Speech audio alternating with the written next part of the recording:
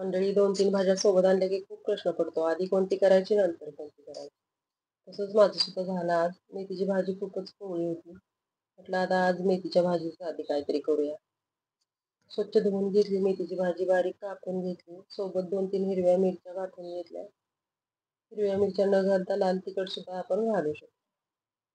7-8 लसणाच्या पाकळ्या, 1 इंच अद्रकचा तुकडा खलबत्त्यामध्ये चेचून घेतला. जाडसर चेचून घ्यायचा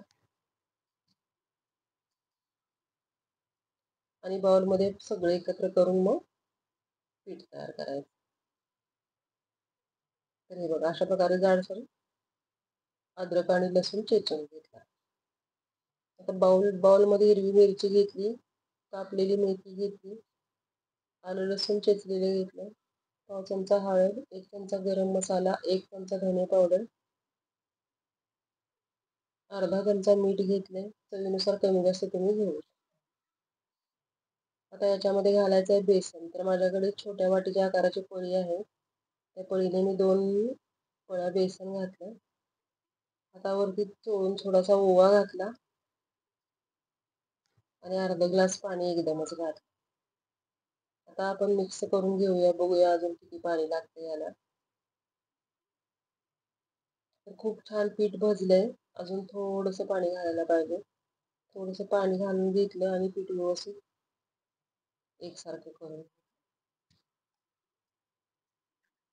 खूप छान पीठ तयार झालं. गॅसवरती आता तवा ठेवूया.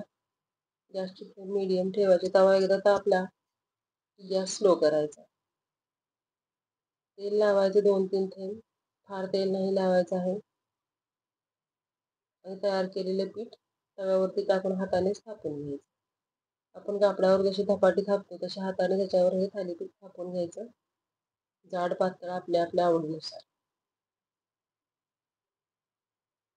खूप छान थालीपीठ तयार होतं. भाजतं सुद्धा पटकन. आणि हे बघा, अगदी 1-1.5 मिनिट मी याला मंद गॅसवर ठेवलं होतं. एका बाजूने छान भाजले. आता पलटी मारली. थोडंसं तेल साईडने सोडायचं आणि उलटी पलटी 2-3 वेळा करत त्याला भाजून घ्यायचं. कुरकुरीत असं खूप छान थालीपीठ तयार होतं. कोरडं खायला सुद्धा खूप छान लागतं दह्यासोबत किंवा भाकरीसोबत सुद्धा आपण खाऊ शकतो, चपातीसोबत सुद्धा.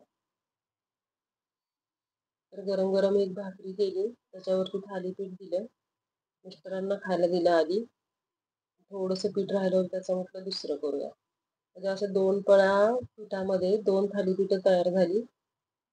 आणि हे बघा, मी दुसरं थालीपीठ थापायला घेते. हे थोडंसं जाडसर करणार आहे मी, कारण हे कोरडंच खाणार आहे थालीपीठ. उलटी पलटी करत 2-3 वेळा ह्याला चांगलं कुरकुरीत करून घेतलं आणि दोन्ही थालीपीठ तयार झाली बघा. खूप छान, खूप तामझाम न करता अगदी पटकन. आणि बघा किती छान थालीपीठ तयार झालं. इतक्यात लाईट गेली. मोबाईलचा फ्लॅश पाडूनच मग हे 2 फोटो काढले आणि पटकन थालीपीठ खाऊन घेतले.